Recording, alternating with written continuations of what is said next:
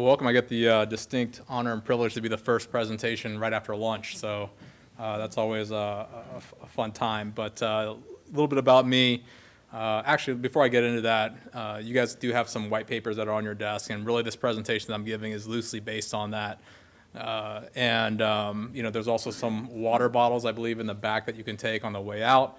And for those that ask really good questions, I actually brought a couple of our CISO challenge coins. So if you're ex-military person and know about military challenge coins, I've got a couple of these here too that we can give away for folks that ask really good questions. So I've been in cybersecurity for 21 years now. Actually, in August, it'll be 21 years. I got my start in the mid-90s when cybersecurity first was becoming a thing. I did a lot of work for the government.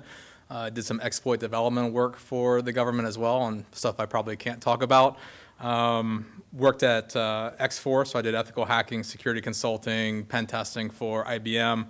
And then I kind of traded in that offensive hat and went to the incident response world. Spent 6 years running Mandiant's New York City office. So I did about 160 different intrusion investigations while I'm there. The ones I'm allowed to officially talk about are Google. So when Google had their incident back in 2009 or so, I was actually part of that. And New York Times and Washington Post back when there was a few of the media outlets that got hit back in 2012 and 13. And then I went to it says Large Healthcare in southern Minnesota. Very world renowned and well known. I just can't list their name because of branding rights and issues there. And then I spent a couple years there and then built their security program up from scratch. So I was the deputy CISO, director of security there. And then I've been at LogRhythm now for 3 years.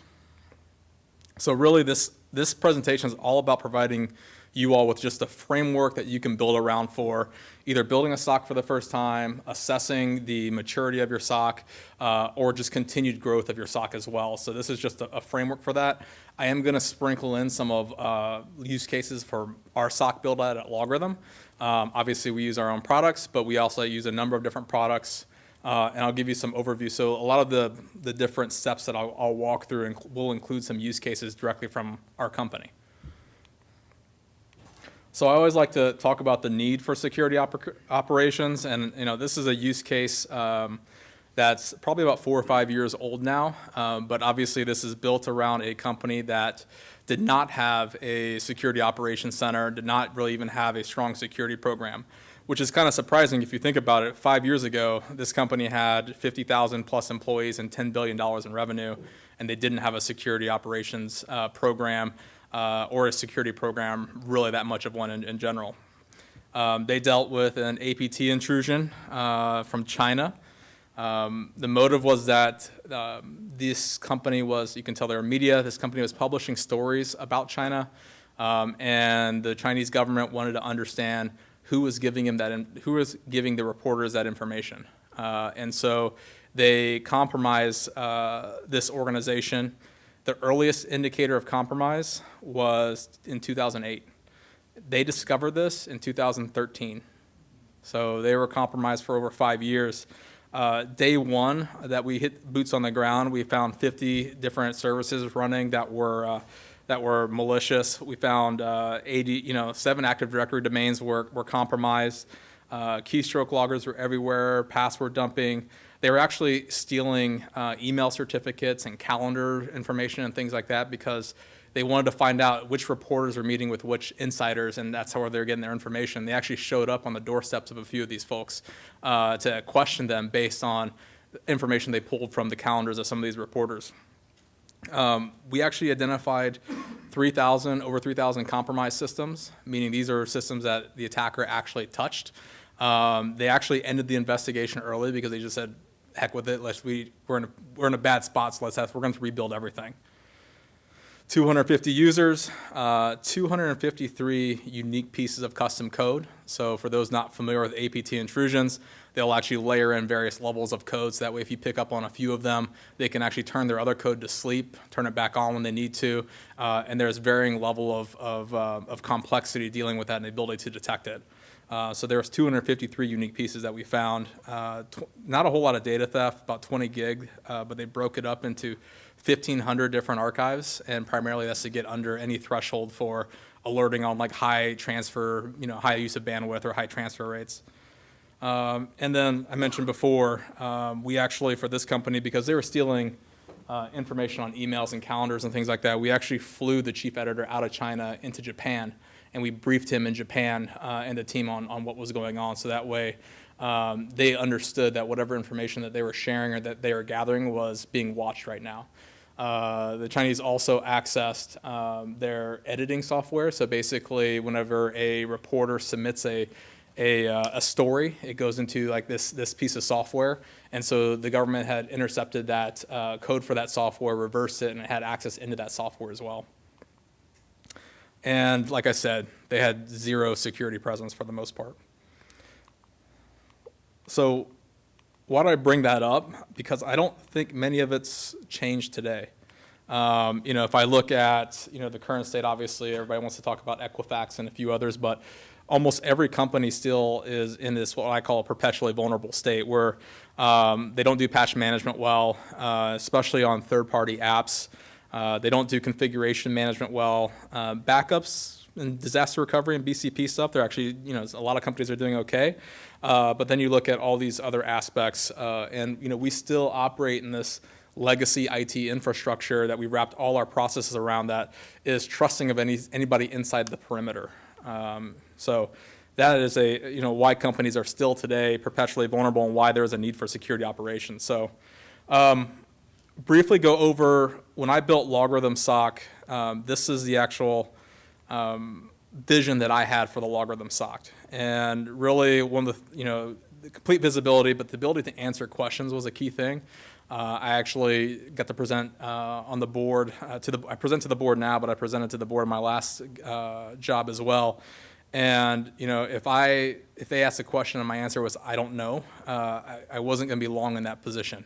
And so really I want the ability to just understand everything that's going on in my environment, who's accessing what, and being able to provide direct feedback to them. And we had automated so much of our SOC work that we started doing things like when Target was breached, we actually took the indicators from that and automatically searched our environment and then generated an email to those executives that I knew were going to ask me the questions ahead of time. So as soon as they got in that morning, they didn't have to email me to ask me about, hey, are we impacted by Target's breach or not?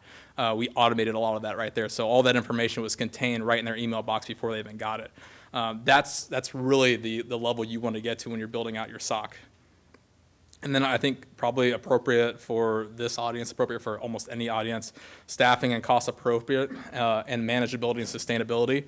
People always, a lot of people buy technology, but they don't think about the total cost of ownership associated with integration and everything else, and workflow and process, and that's where they fall short and oftentimes. So challenges with building a SOC. Organizational culture, I always say first and foremost. That is actually something that a lot of CISOs don't take into account when they're building out their security operations center is the security appetite for the company, what their primary business objectives are, and how does security fit along that. People, I tried to recruit in a city called Rochester, Minnesota, when recruiting season is about 3 months long, and I kind of reference that as not winter. It's really hard to hire security talent, not just in that, in healthcare, but also in that region and have them actually move to that region. And then process, and technology as well. I mentioned the interoperability, the cost of implementation, the cost of interconnectivity, and as such, you see the results there on the screen. That's a way to reiterate this, reiterate corporate culture. There's this Peter Drucker quote that I like. It says, culture eats strategy for breakfast.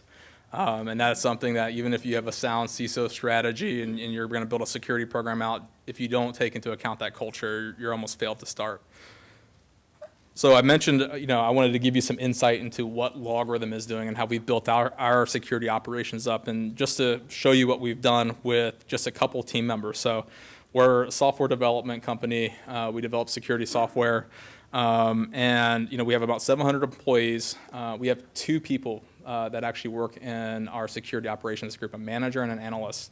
So all the different things that you see there from a technology stack and service stack, they primarily manage, in addition to building automation and doing a lot of the other work. So we do it with 2 folks. My budget this year was about $1.6 million. That is full on everything in my security program, including getting compliance certifications for some of our offerings like ISO and SOC 2 and things like that. And so about 60% of my budget is tied to my security operations aspect. So about $1 million or less for that. And that includes people's salaries and benefits as well.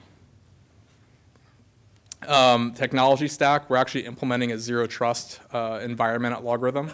So, we use Okta. We're probably going to use Beyond Trust for PAM. We use our own UEBA product, and then we're actually using ADP as a single source of truth, so we don't trust Active Directory. You can actually, my assumption is that if an employee is receiving a paycheck from us, or if a person is receiving a paycheck, they're probably an employee. And if they're receiving a paycheck from us and they're not an employee, that's another problem to solve, and maybe not entirely security related. So we have Silence and Carbon Black response on our endpoints. Like I said, we run, behavior analytics, the phishing intelligence engine I'll show you. So, part of the reason why I mentioned we talk about building a SOC with limited resources is because if you focus a lot of it on automation, you won't have to repeat the same investigative steps over and over again. And therefore, you don't have to actually, do a lot of the legwork and need a lot of the manpower that you might think if you automate everything and integrate everything. So I'm going to go over that. Phishing intelligence engine was a way for us to basically automate full detection all the way through to remediation of phishing attacks. So my team doesn't really investigate any phishing emails anymore at LogRhythm. And so I will say that again, they do not investigate any phishing emails at LogRhythm. And the reason why is because we've automated everything from end to end, from early detection. We actually pushed an Outlook button to people as well so they can self-report. Everything happens automatically from there. We check threat intel sources automatically. We submit attachments to a malware sandbox automatically. We do the open and closed loop communication with the person who reported automatically. We capture everything in our case management tool automatically, and then report on metrics. And so before we ventured into this, I think my staff told me, these are 2 highly trained folks as well, so I would mention that. But that if they had to investigate another phishing email, they're probably going to quit. And so I said, okay, well then let's solve that problem. And so they actually custom built this phishing intelligence engine. It's actually open source. You can download it off of the LogRhythm Labs GitHub site. And I've got a link for it later on, but I'll show you that as an example of what you can do from an automation perspective. But it took us around 6 to 8 hours to investigate a massive campaign and get it contained all the way through to remediation. On average, we're under 2 minutes right now. So that just gives you a little bit of foresight into what can be done. So really what I wanted to do is cover really an 8-step process. The document actually that you have in front of you talks about 7 steps, but I added an additional step called metrics and reporting. It's not really what I wake up every morning and like to do, but it's something that's a necessary requirement if you're going to build a SOC and then show value of that. The one thing I wanted to go through, and I'll go through each of these steps, is, you'll notice that I go through about 4 steps before I even get to implementing. And I think that's probably a common mistake is people buy technology or they do certain things, they go straight into implementation, and they don't have a sound strategy, sound design. They haven't created any of the process, procedures, and training. So those are all aspects that are highly critical to do up front because it will actually save you money in the long run. So developing strategy. Really, one of the key aspects of strategy is aligning it with the business. When I was in healthcare, one of the things that I thought was highly, valuable that we wanted protected was, medical research data. So we were a hospital, but we also had an education arm. So we were a full university, and then we also had medical research. And I met with our physician leaders, and they said, we don't care about medical research. It's like, why would you not want to protect this? I mean, if you create the cure for cancer, you may want to protect that. And they're famously known for giving away cortisone for free. And so so I got told, we gave away cortisone for free. We don't care about medical research data. So it just goes to show you that, CISOs coming into an organization, you may not be 100% aligned. You may make some assumptions of what the business objectives are and what you're trying to protect. but if you may be mistaken. And I think it's always good as a CISO to go and ask those questions up front, meet with those leaders, and determine what is it that they're worried about, what's their business strategy, how can you align yourself to that. And obviously in healthcare, it was easy because I just connected protecting patients to cybersecurity. And so all my metrics, my entire program was built around how I'm making the patient experience better, how I'm making the patient safer, how I'm doing things in their care. So when we have, they like to joke around that every patient's important, but there are also what I call VIP type patients. And when they come to visit because it's a destination medical center, you want to go above and beyond to make sure that they're safe. People that visit that visited our hospital were heads of nation states, very highly ranked government officials, very famous people, and we built some proactive measures where I would automate vulnerability scanning, intelligence gathering, and monitoring of their hospital, of their experience from every room that they went into, every medical device that they were touching or that touched them. So we automated all that, and we actually gave them a report and said, look, since you're coming, we knew about your visit. We checked this, and this, and we believe your room and your experience will be completely safe while you're here. And that was just an added value for them, coming into our hospital. So those are things to consider, whenever you're building out your program as well. The other part too is I always find that a lot of folks try to bite off quite a bit, and they want to do everything. And I would say pick those few specific use cases that align to those business objectives, and target those first. When I built the program at my last organization, we had a set budget, and I built it around those first initial use cases that were important to them. And then later on, within 6 months, the executive said, how can I get more of that faster, stronger, better? And I got about 5 times more budget based on that experience alone. Threat modeling, kind of a long lost art, but a lot of organizations don't have to protect against everything per se. There are certain threat actors that may be interested in you. There are certain applications and systems and data that may be more important than you than not. A lot of folks talk about this from a data perspective as toxic data or your most sensitive or critical data and building protections around that. And so really understand who your threats are and who your biggest targets are internally. So really, step 2 is to design the solution itself. I mentioned taking a few of those business critical use cases. The other part too is make sure that not only do you narrow your scope initially, but that you've built an infrastructure and your design is strong enough to where you can actually expand that scope as necessary. So when I mentioned before that we built the initial use cases and problems that we were trying to solve off basically 3 use cases. But we designed the core infrastructure in a way that we could easily expand and tackle a lot more things without having to do any kind of redesign. 3 actions I always say is define your functional requirements, SOC staffing model. I'm not going to go into details of it, but in the white paper we actually did some studies on how much certain SOCs cost, whether it's a hybrid model, whether it's completely outsourced, whether it's completely insourced. But choose a model that fits what your organization needs, and then obviously choose design your technical architecture. So make sure. Probably like most of us in this room, I don't have unlimited budget, so I can't buy every single tool that comes out that some other companies can. Actually, in Minnesota, there's a company in the Twin Cities there. They literally have almost every major security tool at their disposal. And I can't even imagine what their technology budget is to be able to afford all that, but none of them talk to each other. And so I always say, pick the ones that you're going to leverage that are core to that, the problem you're trying to solve, and make sure they all can interoperate within each other. And if you don't do that, you're going to have a problem later on down the road whenever you go to detect and respond to incidents and things like that, because now you're having to jump from one product to another. You have skill sets now that you have to hire for one product versus another, and it just expands, your use of resources if you don't take those actions up front. So I had that slide earlier where I showed, the different products LogRhythm has, but Cylance and Carbon Black response on our endpoints. We've got Palo Alto firewalls. We've got threat intel sources. We've got vulnerability scanners. All of them are tightly integrated. So if our security onion IDS picks up a threat, we actually can automatically correlate that with our vulnerability data that says, is that really a system that's vulnerable to that threat? And then provide context back and say, if it is, perform these remediation actions automatically. If it's not, then leave it alone. And so these are things that a lot of folks have to do manually, but you can easily automate.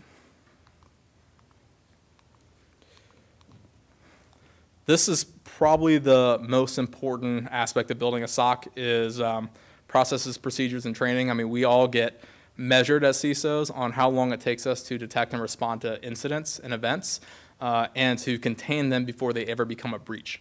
That is, for a CISO, a surefire way to get fired is to, deal with a breach, even though that's starting to change a little bit over the last few years, but, that's something that they look to always try to avoid. Really the key is to look at, your investigative process, your investigative life cycle from beginning to end. What are all the steps in between? You have to collect the data, you have to discover what's there, you have to qualify it, and both with data that you already have, but also external sources. Perform some investigative steps, whether that be forensic imaging, memory, grabbing memory, neutralize a threat and contain a threat. So I actually map all our use cases across this life cycle, and I look for ways to automate in between each of those steps. This is just to show you, this is the only plug that's here for our product, but it's really around picking the right platform that can integrate everything well. And so I'll just leave it at that. And then leveraging, automation and orchestration. It's actually interesting.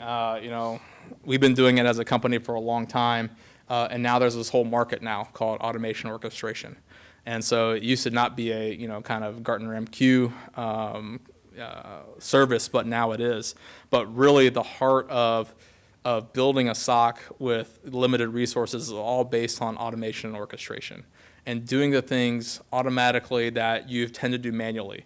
I had a customer of ours that I spoke to, and they said, James, my SOC can do 10 alarms a day because that's what we have. We have 2 people. They can investigate 10 alarms a day, but they investigate the same alarms every day. And I was like, that is crazy. Why would you investigate the same alarm every single day, day in and day out? So we built some automation for them so they didn't have to do that again. And now they can focus on higher profile and higher risk threats versus doing the same mundane work every single time. And so that was able to, they were able to save money that way as well. I mentioned this before with the phishing example, how we were able to automate everything. But at the end of the day, you can actually use a lot of third-party sources or products to make decisions for you. If threat intelligence sources come back in your security operations and it says it's high, it's likely bad. If you've got a malware sandbox that's analyzing a file and says it's likely bad, you can actually take those and adjust your risk score to take certain actions. So you can automate actions when they hit a certain risk score. You can force a manual process if they hit under a threshold. So use the different intelligence sources that you have at your disposal to be able to do this, and you can automate those actions. I'll show you a use case later where we've actually taken it to where not only do we contain phishing emails, but then if someone clicks on it before we even get to it to wipe it from Office 365 for us, we can actually take the indicators from the sample that was provided and sweep across our environment using carbon black response. And then if we find indication, we can actually roll a compromised system back to its pre-compromised state.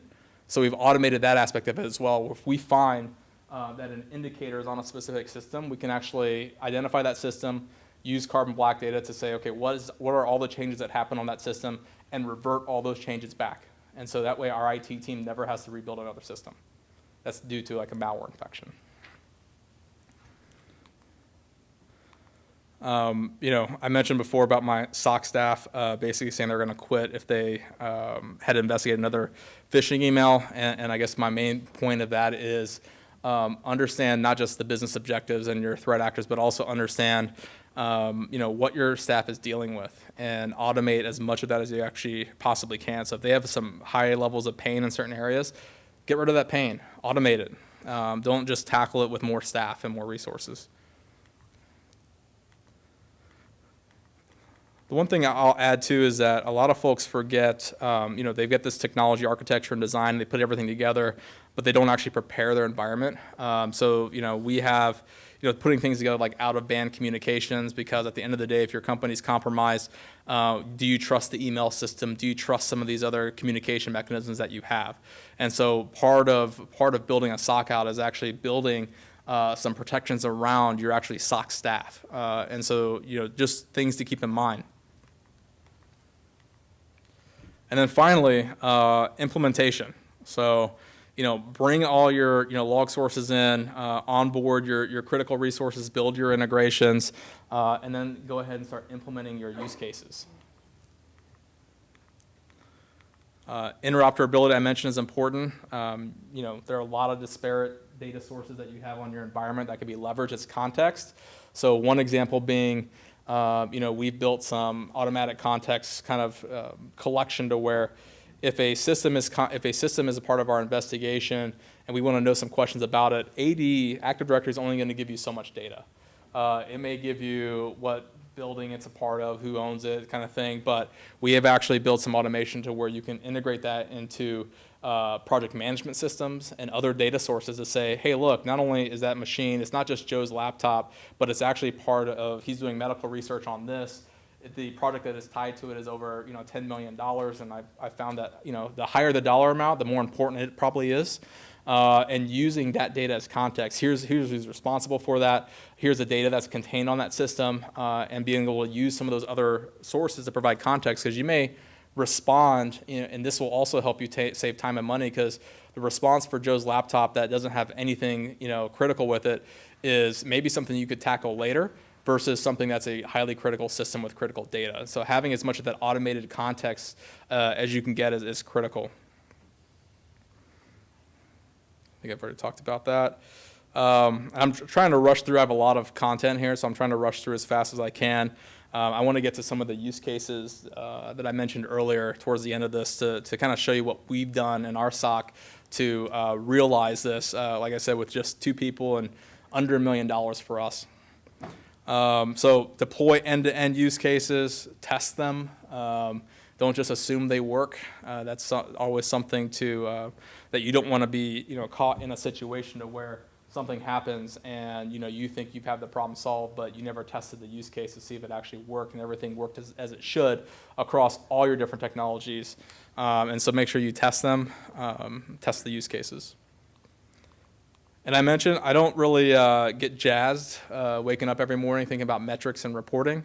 I have a technology background, so I like to, I still like to, I'm more connected to that side of it, but it is a necessary factor. And I think, part of it is you don't want to also be in a position from a metrics and reporting perspective where you're having to go dig and find data to be able to provide your metrics. So that also burns a lot of time. If you've had to report to the board and come up with a lot of these, you'll know that it takes a long time to give the right metrics, report on the right information. So, use systems that have a lot of this stuff built in to where you can just generate that report automatically and provide it. But it is a necessary evil. I'm a wizard probably now in Excel and PowerPoint and, well, maybe not PowerPoint, but in Microsoft Word, but I'd rather have a system generate the data that I need automatically. And then don't just assume that your SOC is always going to be aligned and appropriate for your business. Businesses change. You may acquire a new company. You may have a new department that opens up. Your business model may shift a little bit. So you always have to be able to maintain your SOC, but also evolve it in alignment with the business itself.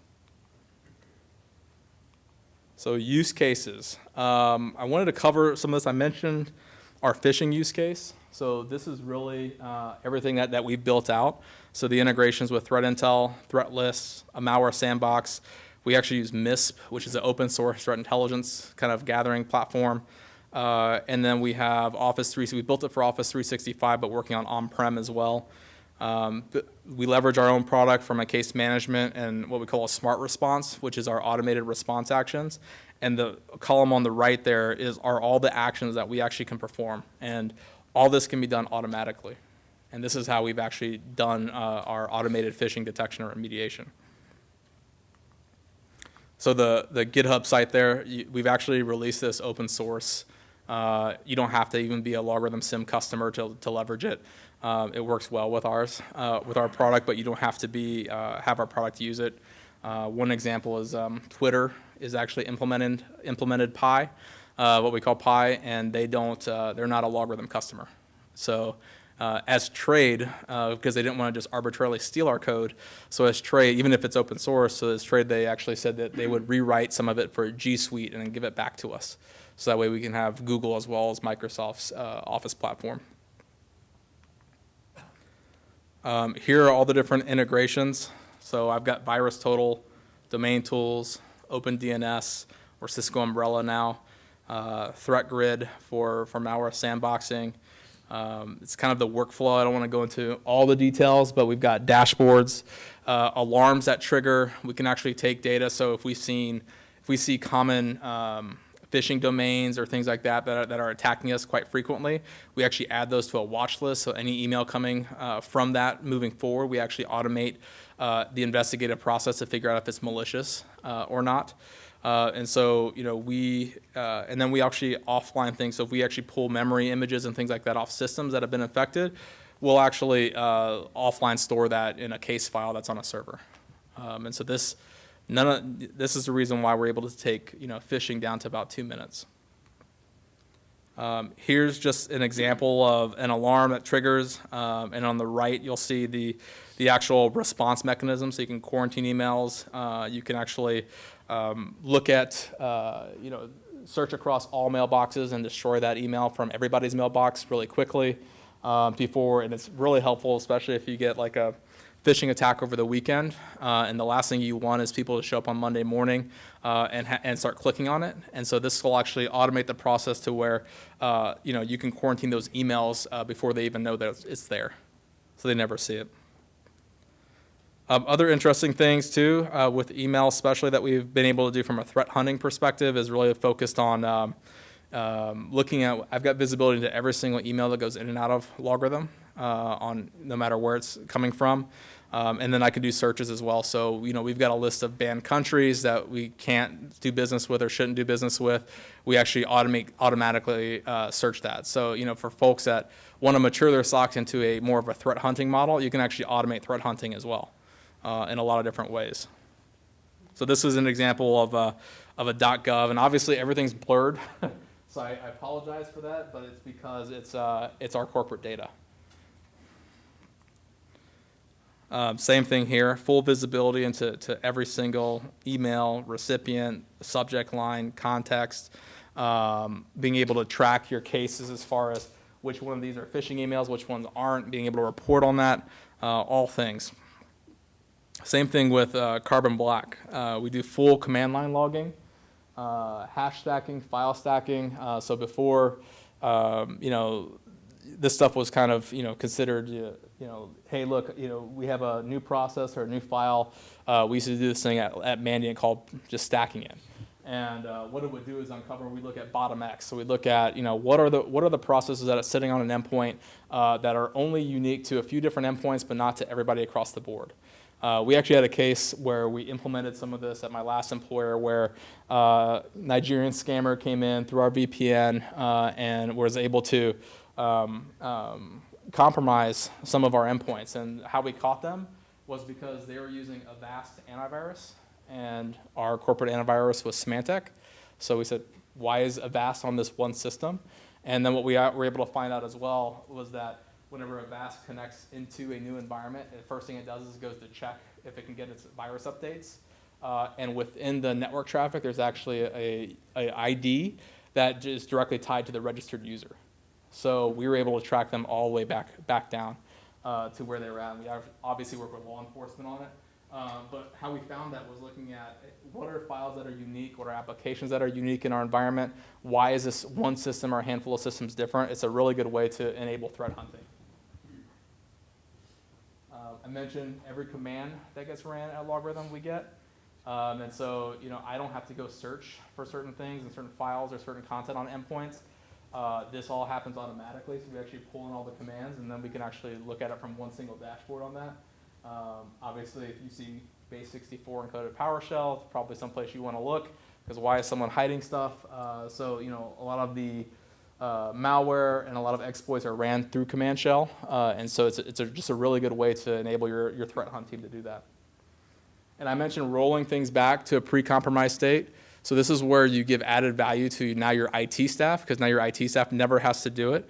But we built this in the GitHub site is there, so you can actually download this and use it yourself. They wrote it in PowerShell.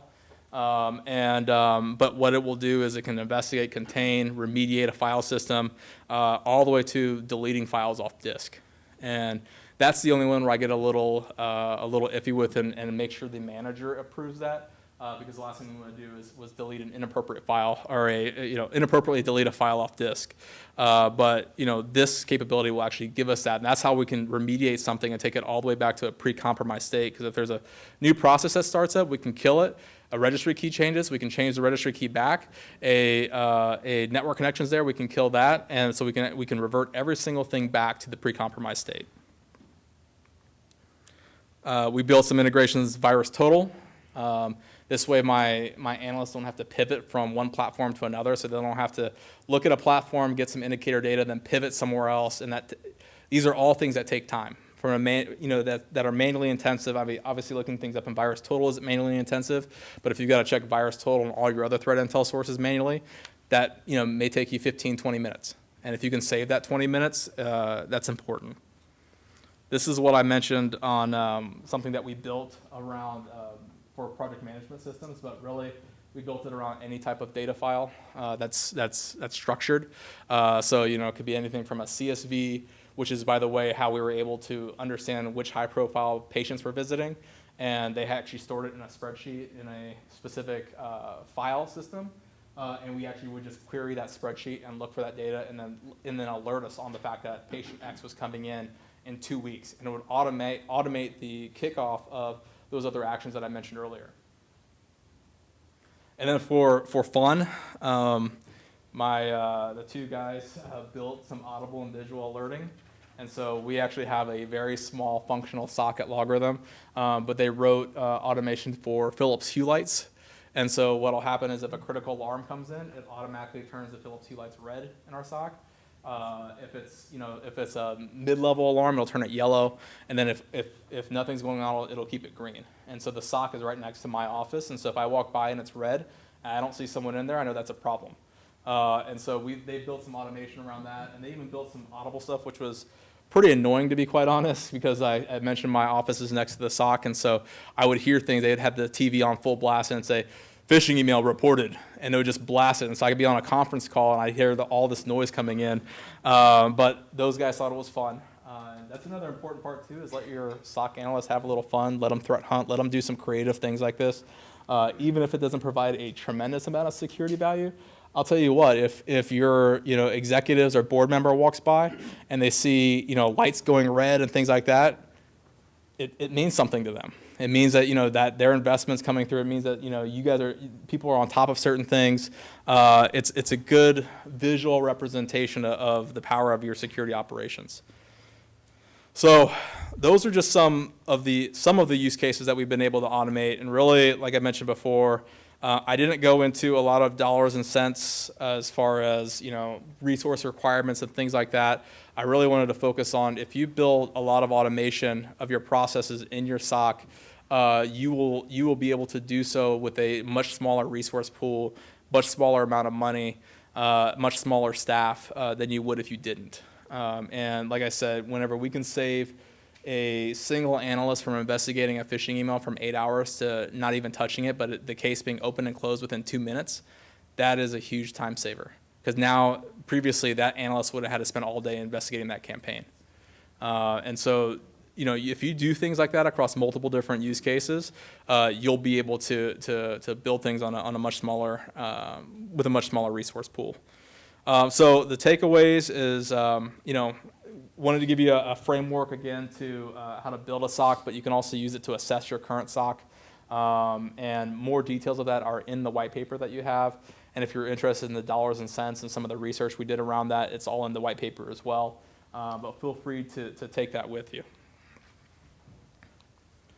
And that's that. Sorry, there's a lot of content. I didn't go super deep into much of it, and I was trying to keep under time. So I'll open up for, I guess, any questions if we have time.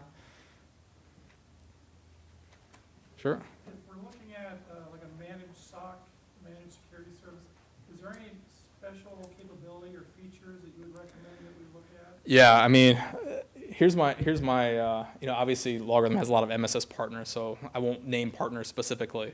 But I would say some of the more, important details is for them to understand your business and workflow. A lot of managed security service providers will say, yep, we will manage your security, we'll manage your infrastructure, but you're going to adhere to us, which means that you work within their processes, their workflow, their reporting, and if you ever want to get data or more information out of that, you may not be able to. So I think it's just a matter of what is it that you want to do. And we ran into a situation where we actually had a managed services provider that did that. It didn't fit with our model. We wanted to be cutting edge. We wanted to be innovative. We wanted to push the envelope on certain things, and they just would always stop us and hold us back. You're going to violate your SLA if you do that upgrade. Well, that's the business we're in. We want to be one of the first customers that uses our products, and so they weren't aligned with that. And so we actually changed out our MSS to use a different one now. That's more boutique. That's actually integrates into our workflow. They actually truly do eyes on glass, where they'll integrate into our SIM, use our case management product, use all the different workflows that are part of our company and our business, and that's important for us. So it really depends on what's important for you, but that is a common issue with certain providers. So that's something to check in on. And I don't want to throw this because it's heavy. I used to be a rugby player, so I can. I'm not thinking catching. All right. Any other questions? All right. Perfect. Well, thank you very much for your time.